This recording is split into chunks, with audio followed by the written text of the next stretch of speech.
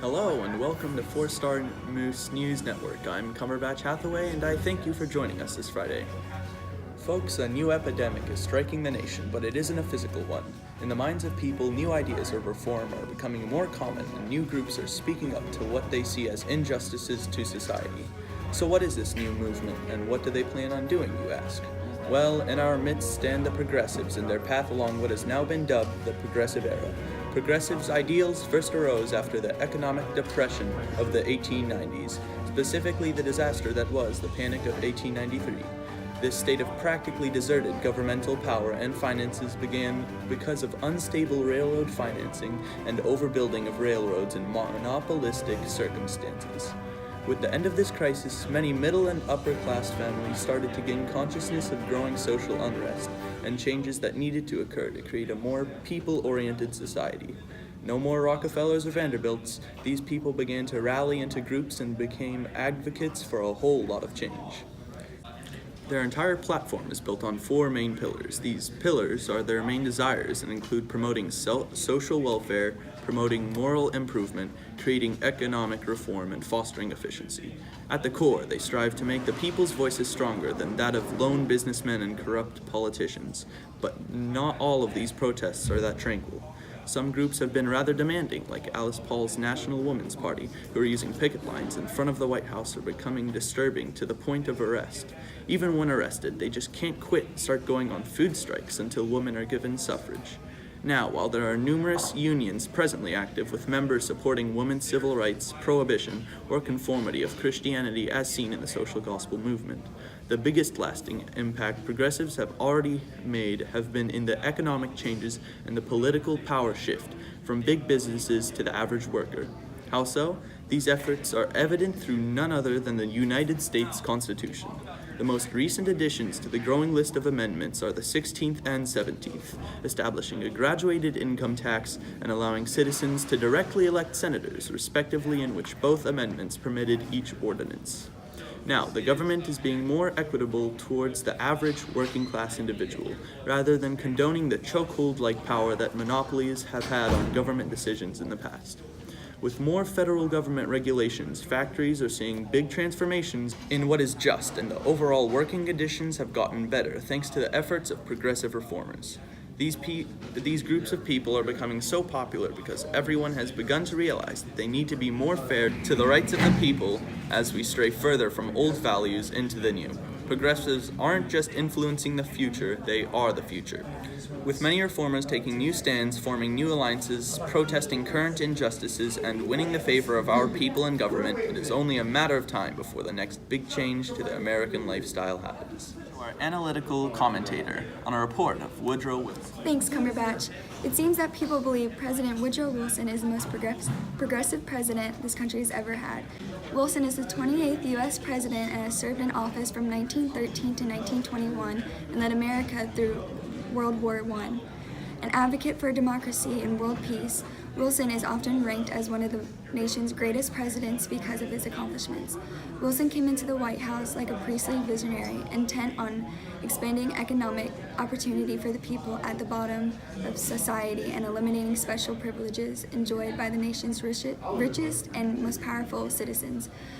Wilson focused on tariff reform, pushing through Congress and Underwood-Simmons Act, which achieved the most significant reductions in rates since the Civil War. He argued that high tariffs created monopolies and hurt consumers, and his lower tariffs were especially popular in the South and West. The act offset lost revenue by providing a small graduated income tax as authorized by the 16th Amendment to the Constitution. Next, Wilson tackled the currency problem and banking reform. Since the Civil War, Democrats and agrarians have wanted more flexible credit available in times of economic expansion or crisis. By the early 20th century, bankers and businessmen had also begun to demand reform. With everything that Wilson has done, it seems to everyone that he is the most progressive president we have ever had. Are you tired, sick, feeling weak, or suffering from exhaustion? Here's Gilbert and Parsons' Hygienic Whiskey.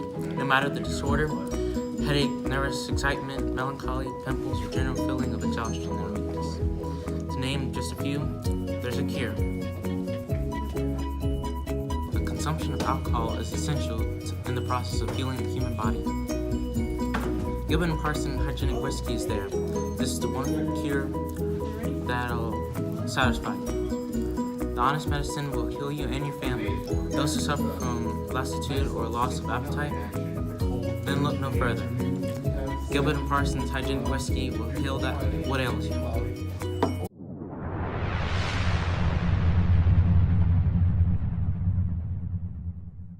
Born in Scotland and one of 15 children, Jacob Rees migrated to the United States in 1870 at the mere age of 21, and after several failed attempts as a carpenter and salesman, he changed his profession to a journalist, where he achieved the most success. Today we are very pleased to have with us the man behind the name, Jacob Rees. Thank you, and it's a pleasure to be on the show.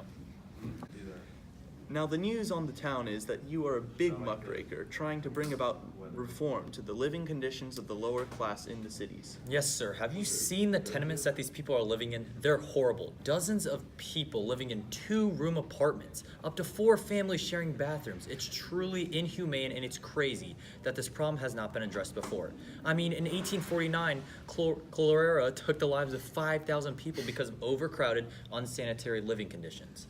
Yes, I think every decent American has seen the pictures and read the accounts from your articles and book, How the Other Half Lives. Would you like to go into detail about this piece of literature? Yes, I have taken many pictures over the years and I've read many articles on this issue itself. Using all of this, I was able to compile them into one singular book. The title, How the Other Half Lives, represents the lower class Americans who are living in these horrible tenements from hell. Not only these, I use recent creation of flash photography to highlight how dangerous these parts of New York are inside and outside of the home. And did you expect the success of the book, or was this a surprise to you? You know, when I wrote the book, collection of stories, my main goal was to bring light to an issue that honestly didn't receive enough attention from the government and people of America as a whole. I wanted to bring representation to a group that did not have a say or voice in our society. What do you think of the other people, or muckrakers, now standing up to support causes all across America? I believe that all people under the American system of freedom and democracy have the right to stand up for what they believe in, and everyone has the right to enact change to make his or her country a better place. It is truly one of the most patriotic things a citizen can do. Very strong words, Mr. Rees. Now one last question before you go. We heard that you got to meet President Roosevelt himself. How was the experience for you? He's quite the lad. I met him before his presidency, and he asked if there was anything he could do to help, and I said, well, of course. A man with that dignity and respect for American population deserves my vote. Very nice. Thank you very much, Mr. Rees. We hope more people like you stand up for what they believe in the near future. And now down to East Avenue for a live report by Lewis Spalding. Hello, I'm Lewis Spalding reporting live at East Avenue, where women are attempting to maintain and secure their rights to suffrage. A few days ago, the 19th Amendment was passed by Congress. It states a citizen's right to vote shall not be denied or abridged by the United States or by any state on account of sex. Back here at East Avenue, women are seen campaigning throughout the city with signs that read, "Votes for Women" and "How long should women wait for liberty?"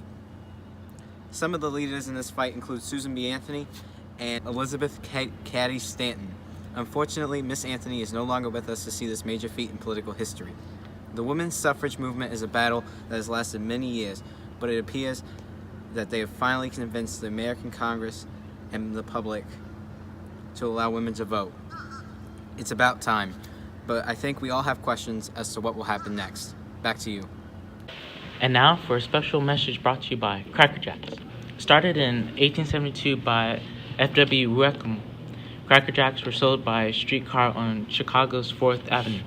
After continuous praise, Cracker Jacks finally hit it off with Chicago World's Fair in 1893. Since then, Sailor Jack and Bingo the dog have become an American favorite. It's caramel-coated popcorn peanuts and now featuring a prize in every box, delicious and fun.